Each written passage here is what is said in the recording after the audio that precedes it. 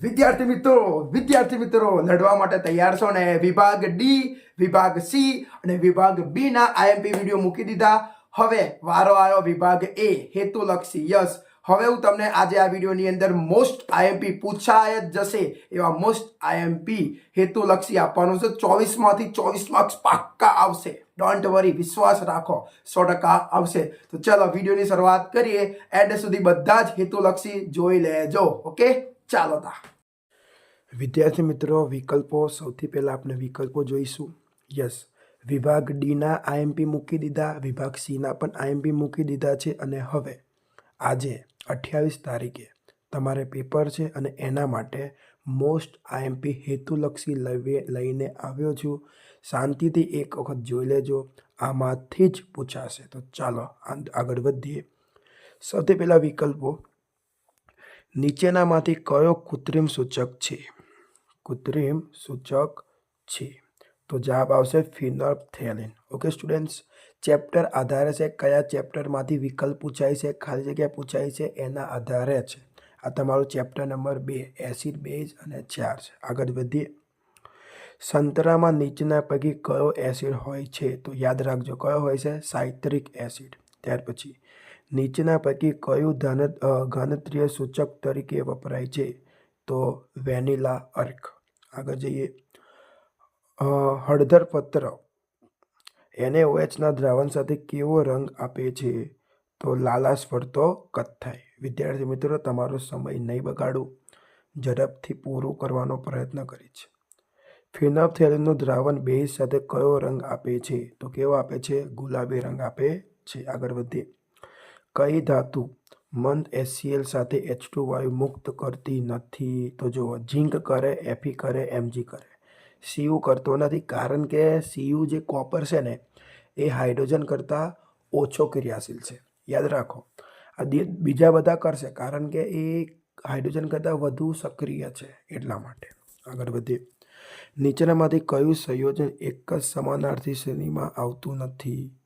તો જવાબ આવશે C4H8. C4H8. ઓકે, આગળ વધીએ.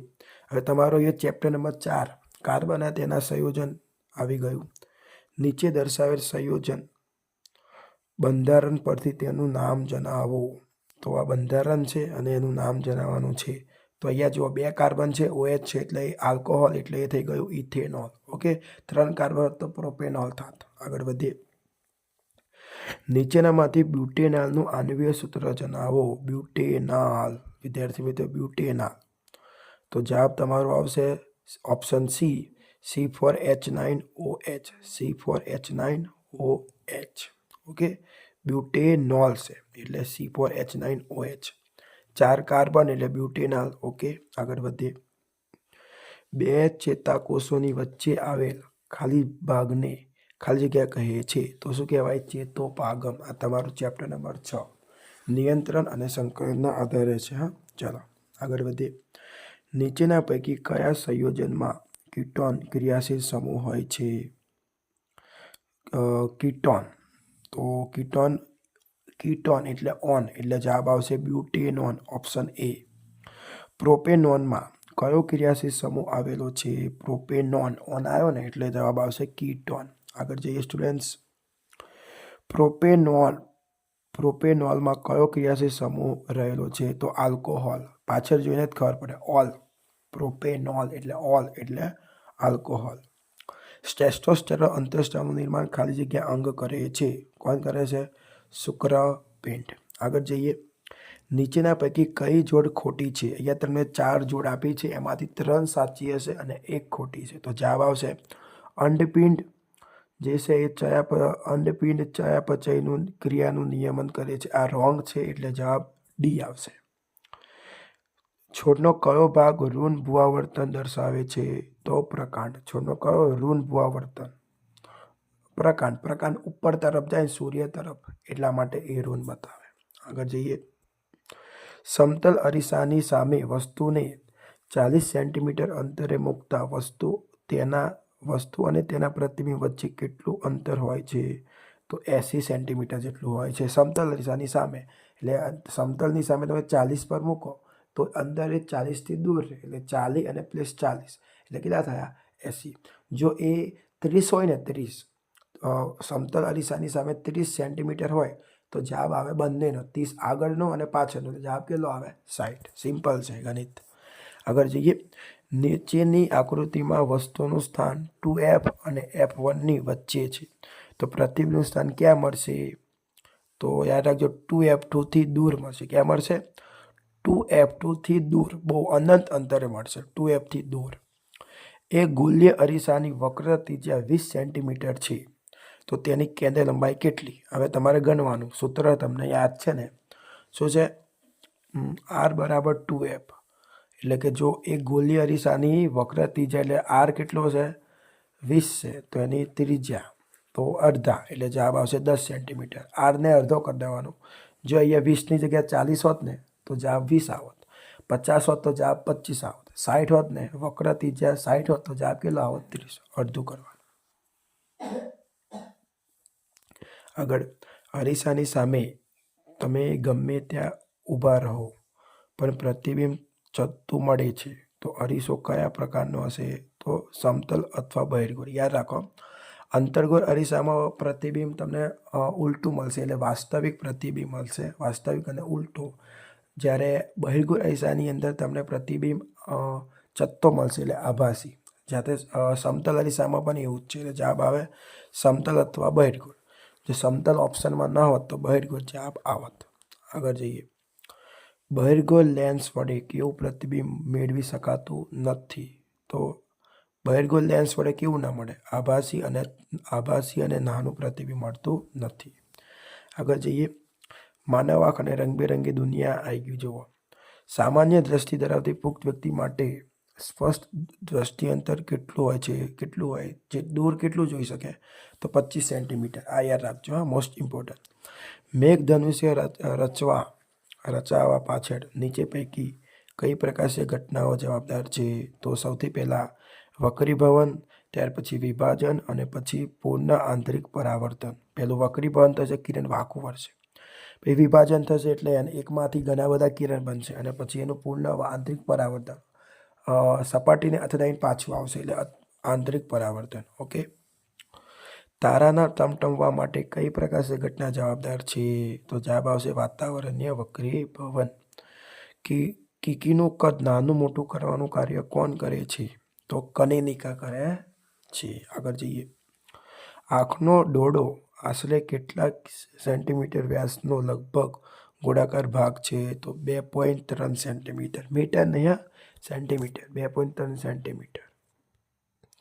વિદ્યુત બલ્બની ફિલામેન્ટમાં ટંગસ્ટન ધાતુનો ઉપયોગ કરવામાં આવે છે કારણ કે તેની અવરોધકતા અને ગલનબિંદુ બંને ઊંચા હોય છે. યાદ રાખજો, તેની અવરોધકતા અને ગલનબિંદુ બંને કેવા હોય છે? ઊંચા. આગળ.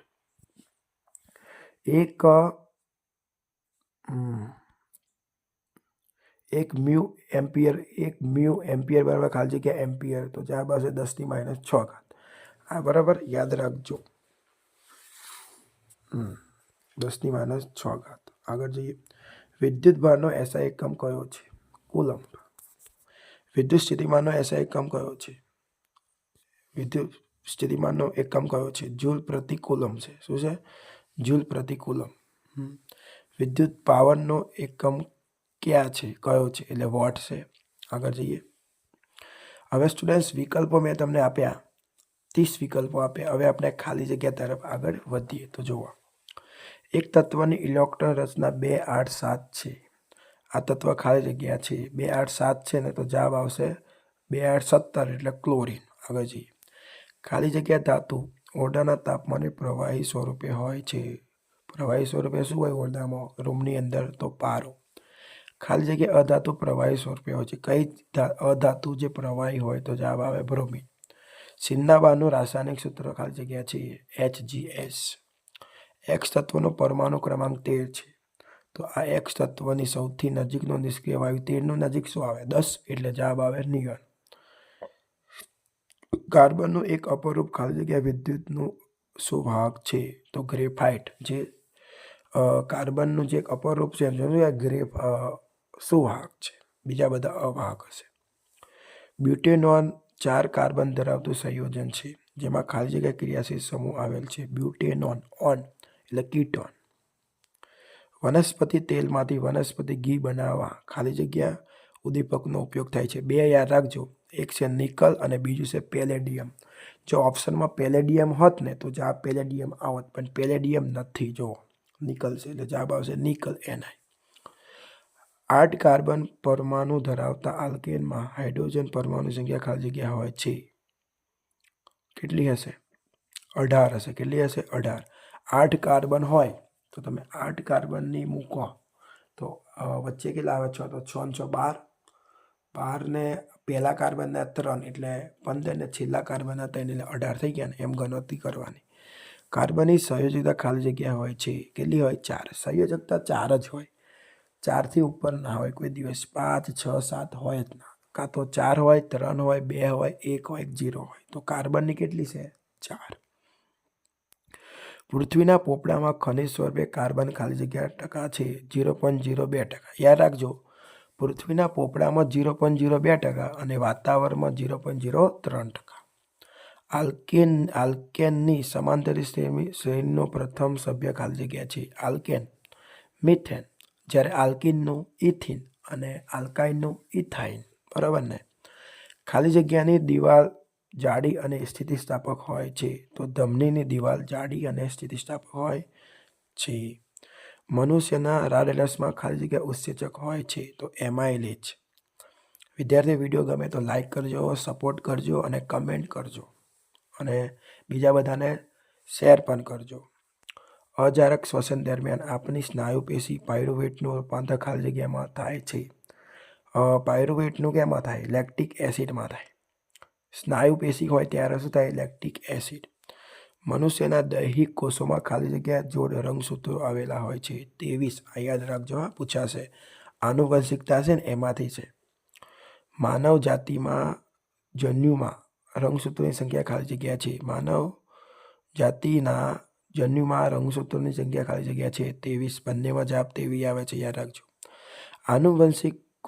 આનુવંશિક પ્રવ્યનો વિનિમય ખાલી જગ્યા પ્રકારના પ્રજનનમાં થાય છે તો લિંગી પ્રજનનમાં થાય છે. ખાલી જગ્યા પ્રાણી પોતાનું લિંગ બદલી શકે છે તો સ્નેલ. શું બદલી શકે? સ્નેલ. સ્નેલ જ બદલી શકે, બીજું કોઈ નહીં. કારની હેડલાઇટમાં ખાલી જગ્યા અરીસો વપરાય છે. અંતરગોળ. કારની જે હેડલાઇટ હોય ને, સાઈડ ગ્લાસ નહીં, હેડલાઇટ, એમાં શું હોય? અંતરગોળ, અરીસો. લેન્સના પાવરનો એકમ ખાલી જગ્યા છે ડાયોપ્ટર. જે તમે ચશ્મા પહેરો ને, ચશ્મા ડી, ચશ્મા નહીં કહેતા નંબરોના આટલા છે, એ નંબર ડાયોપ્ટરમાં જ હોય. લેન્સનું સૂત્ર ખાલી જગ્યા છે 1/v માઇનસ 1/u બરાબર 1/f. માઇનસ છે, જોઈ લો. અને જો અરીસાનું હોત ને તો શું આવત? 1/v પ્લસ 1/u બરાબર 1/f. અરીસો હોય તો પ્લસ આવશે, જ્યારે લેન્સ હતો તો માઇનસ આવશે. વિદ્યુત પ્રવાહનો એકમ ખાલી જગ્યા છે એમ્પિયર. વિદ્યુત સ્થિતિમાનના તફાવતનો એકમ ખાલી જગ્યા છે વોલ્ટ. 1 એમ્પિયર બરાબર ખાલી જગ્યા મિલી એમ્પિયર. તો 10⁻³ થાય. અહીંયા થોડીક લખવામાં ભૂલ છે. શું જવાબ આવશે? 1 એમ્પિયર બરાબર ખાલી જગ્યા મિલી એમ્પિયર, 10⁻³ -3 આવશે. વિદ્યુત અવરોધનો એકમ ખાલી જગ્યા છે ઓમ, આર. બરાબર ને? હવે ખરા ખોટા છે, જોઈ લેજો. ખરા ખોટા મોસ્ટ આઈએમપી.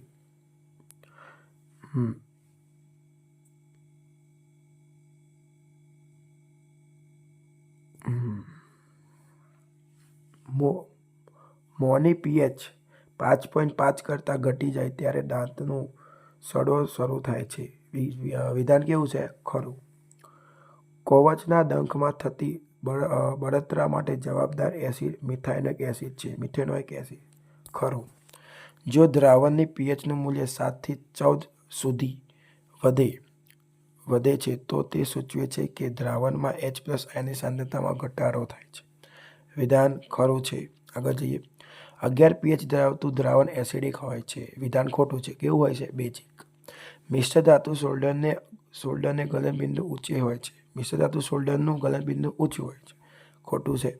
આયનીય સંયોજનો નીચા ગલનબિંદુ ધરાવે છે. ખોટું છે. આગળ જઈએ. ગેલ્વેનાઇઝરની પ્રક્રિયા એ લોખંડનું શાન અટકાવવા માટેની પ્રક્રિયા છે. ખરું. સિન્નાબાર મર્ક્યુરીની કાચી ધાતુ છે. ખરું. સોલ્ડર એ શીશુ અને ટીનની મિશ્ર ધાતુ છે. ખરું. આગળ જઈએ. જાસૂદનું પુષ્પ એ એકલિંગી છે. ખરું. લિંગી પ્રજનન સંતતિના નિર્માણ હેતુ સજીવ ભાગ લે છે. ખોટું. ભિન્નતા જાતિઓના અસ્તિત્વ માટે અગત્યની છે. ખરું. પ્રજનન ક્રિયામાં ડીએનએ પ્રતિકૃતિનું સર્જન એ મૂળભૂત ઘટના છે. ખરું. કનિનિકા કીકીના કદને નાનું મોટું કરી શકતી નથી. ખોટું. કરે જ છે. કનિનિકા તો કરે છે. લાલ રંગના પ્રકાશની તરંગલંબાઈ ભૂરા રંગના પ્રકાશની તરંગલંબાઈ કરતાં આશરે 1.8 ગણી હોય છે. ખરું. સાચું છે. તારાઓના પ્રકાશનું વાતાવરણને વક્રીભવન થવાથી તારાઓ ટમટમવા લાગે છે. ખરું છે. સામાન્ય દ્રષ્ટિ ધરાવતી વ્યક્તિ માટે દૂરબિંદુ અનંત અંતરે હોય છે. ખરું. શિરીય સ્નાયુઓ નેત્રમણીની કેન્દ્રલંબાઈમાં ફેરફાર કરી શકે છે. ખરું. હવે વિદ્યાર્થી મિત્રો એક માર્ક્સના પ્રશ્નો છે. જોવો તમે ટૂંકા પ્રશ્નો. સૌથી પહેલા નિયંત્રણ અને સંકલન.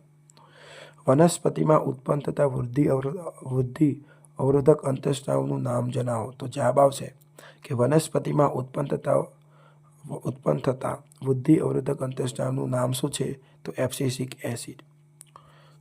પશ્વ મગજનો કયો ભાગ એ શરીરની સમસ્થિતિ અને સંતુલન માટે જવાબદાર છે? તો પશ્વ મગજનો અનુમસ્તિષ્ક ભાગ એ શરીરની સમસ્થિતિ અને સંતુલન માટે જવાબદાર છે. ટૂંકમાં જવાબ લખો તો પણ ચાલે. કયો વનસ્પતિ અંતઃસ્ત્રાવ કોષ વિભાજનને પીડિત કરે છે? તો સાયટોકાઇનિન. લંબમજ્જા દ્વારા કઈ ક્રિયાઓનું નિયમન થાય છે? તો લંબમજ્જા દ્વારા રુધિરનું દબાણ, લાળરસનો સ્ત્રાવ, ઉલટી થવી જેવી અનૈચ્છિક ક્રિયાઓનું નિયમન થાય છે. પ્રતિચાર એટલે શું?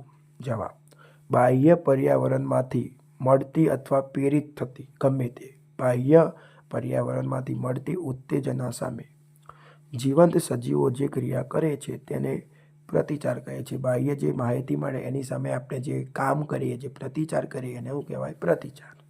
બરાબર, ક્રિયા કરીએ એને. ચેપ્ટર 8 આનુવંશિક. જો લક્ષણ એ અલિંગી પ્રજનનવાળી વસ્તીમાં 10% સભ્યોમાં જોવા મળે છે અને લક્ષણ બી તેની વસ્તીમાં 60% સજીવોમાં મળી આવે છે, તો કયું લક્ષણ પહેલાં ઉત્પન્ન થતું હશે? લક્ષણ બી પહેલાં ઉત્પન્ન થતું હોય, કારણ કે 60% છે. આ ગયા વર્ષે બોર્ડમાં પૂછાઈ ગયું. લક્ષણોનું એક પેઢીમાંથી બીજી પેઢીમાં સાતત્ય શું કહેવાય? આનુવંશિકતા કહેવાય. મેન્ડેલના વટાણાના છોડ પરના પ્રયોગ સંદર્ભે F1 પેઢીના પ્રાપ્ત ઊંચા છોડ જેનેરિક રીતે આબેહૂબ પિતૃ પેઢીના ઊંચા છોડ જેવા જ હોય છે. શા માટે? ના, કારણ કે F1 પેઢીના છોડ જેનેરિક રીતે ટી અને સ્મોલ ટી જેને કે વિષમયુગ્મી, જ્યારે પિતૃ પેઢીના છોડ ડબલ ટી સમયુગ્મી પ્રભાવી હોય છે. કયા વર્ગના પ્રાણીઓમાં લિંગ નિશ્ચયન ફલિત અંડકોષના તાપમાન પર આધારિત છે? તો સરીસૃપ. લિંગ નિશ્ચય એટલે શું? તો ફલન દ્વારા નિર્માણ પામતા ફલિતાંડમાંથી વિકસતી સજીવ નર કે માદા તરીકે વિકસે તે નક્કી થવાની ક્રિયાવિધિને લિંગ નિશ્ચયન કહે છે. ત્યાર પછી ચેપ્ટર 10 માનવ આંખ અને રંગબેરંગી દુનિયા. શિરીય સ્નાયુઓનું કાર્ય શું છે? તો નેત્રમણીની વક્રતામાં એટલે કે જાડાઈમાં ફેરફાર કરી તેની કેન્દ્ર લંબાઈમાં ફેરફાર કરવાનો. બરાબર, યાદ રાખજો. લેન્સને જાડો કરીને કેન્દ્ર લંબાઈને બદલવી. લેન્સ જાડો થાય તો કેન્દ્ર લંબાઈ ઘટે અને લેન્સ પાતળો થાય તો કેન્દ્ર લંબાઈ વધશે. યાદ રાખજો. હા. આંખની સમાવેશ ક્ષમતા એટલે શું? નજીકની તેમજ દૂરની વસ્તુનું સ્પષ્ટ પ્રતિબિંબ નેત્રપટલ પર રચાય તે માટે જરૂરિયાત મુજબ આંખના લેન્સની કેન્દ્ર લંબાઈમાં ફેરફાર કરવાની ક્ષમતાને આંખની સમાવેશ ક્ષમતા કહે છે. તમે અહીંયા ડાયરેક્ટ પણ લખી શકો છો કે આંખના લેન્સની કેન્દ્ર લંબાઈમાં ફેરફાર કરવાની ક્ષમતાને આંખની સમાવેશ ક્ષમતા કહે છે. વાસ્તવિક સૂર્યાસ્ત તથા દેખીતા સૂર્યાસ્ત વચ્ચેનો સમયગાળો આશરે કેટલા મિનિટનો હોય છે? તો 2 મિનિટ. નીચેનામાંથી બંધ બેસતી ના હોય તેવી એક જોડ શોધીને લખો. તો જવાબ સી કનિનિકા એ પરિવર્તનશીલ છિદ્ર એ ખોટું છે. બાકી નેત્ર પટેલ એ આંખનો પડદો છે, સાચી વાત છે. નેત્રમણિ એ આંખનો લેન્સ છે, સાચી વાત છે. ઓપ્શન સી ખોટું છે. કનિનિકા પરિવર્તનશીલ છિદ્ર. આગળ, સ્વચ્છ આકાશનો ભૂરો રંગ કઈ ઘટનાને આભારી છે? તો પ્રકાશનું પરકિરણ પર આધારિત છે. પ્રકરણ નંબર 11 વિદ્યુત. હું વિદ્યુત પરિપથમાં વહેતા વિદ્યુત પ્રવાહનું માપન કરું છું. બોલો હું કયું સાધન છું? તો એમીટર. વિદ્યુત પ્રવાહનું માપન કોણ કરે? એમીટર. અને વિદ્યુત સ્થિતિમાનનું માપન કરે કોણ? વોલ્ટમીટર. મને ઓળખો. મારો ઉપયોગ બલ્બનો ફિલામેન્ટ બનાવવા માટે થાય છે. જે બલ્બ આવે ને એમાં જે પેલો તાર હોય ને એ. તો જવાબ આવશે ટંગસ્ટન ધાતુ. કઈ ધાતુ? ટંગસ્ટન ધાતુ. વિદ્યુત પ્રવાહનો એસઆઈ એકમ કયા વૈજ્ઞાનિકોના માનમાં રાખવામાં આવ્યો છે? તો એડી મેરી એમ્પિયર. જવાબ શું આવશે? એડી મેરી એમ્પિયર. અને વિદ્યુત સ્થિતિમાનનો તફાવતનો તો વોલ્ટ વૈજ્ઞાનિક એલેક્ઝાન્ડર વોલ્ટા. આગળ, વિદ્યુત ઉર્જાનો વ્યવહારિક એકમ કયો છે? તો kilowatt hour. Kilowatt hour KWH.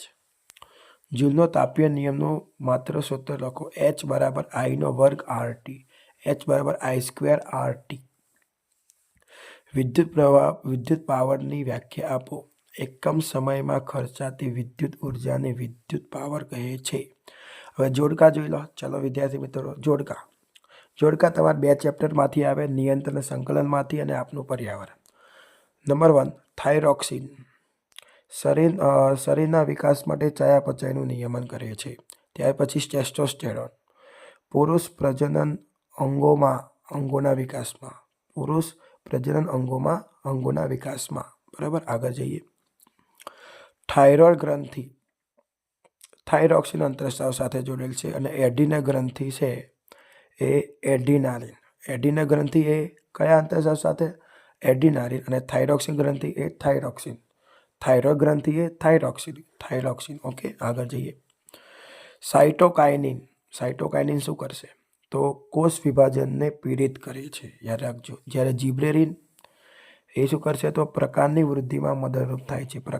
પ્રકાંડ હોય ને એની વૃદ્ધિ કરે. ત્યાર પછી આગળ, દ્વિતીય પોષક સ્તર. પ્રાથમિક ઉપભોગ્યો. દ્વિતીય પોષક સ્તરમાં કોણ આવે? પ્રાથમિક ઉપભોગ્યો આવે. અને તૃતીય પોષક સ્તરમાં શું આવે? તો દ્વિતીય ઉપભોગ્યો આવે. બરાબર, આગળ જઈએ. નેત્રમણિ આંખનો લેન્સ અને નેત્ર પટેલ એ આવશે આંખનો પડદો. આમ તો પૂછાતું નથી આ, પણ તો પણ મૂક્યું છે, યાદ રાખજો. કીકી આંખમાં પ્રવેશતા પ્રકાશની માત્રાનું નિયમન કરે છે. અને શિરે સ્નાયુઓ નેત્રમણિ કેન્દ્ર લંબાઈને વધારે છે. તો વિદ્યાર્થી મિત્રો, આ વિડીયોના આધારે મેં તમને હેતુલક્ષી વિભાગ એમાં પૂછાતા મોસ્ટ IMP હેતુલક્ષી આપ્યા છે. એકવાર જોઈ લેજો. ઓકે, તો વિડીયો ગમે તો લાઈક કરજો. અને હા, બેસ્ટ ઓફ લક. તમારું પેપર જબરદસ્ત રીતે જશે તેવી શુભકામના.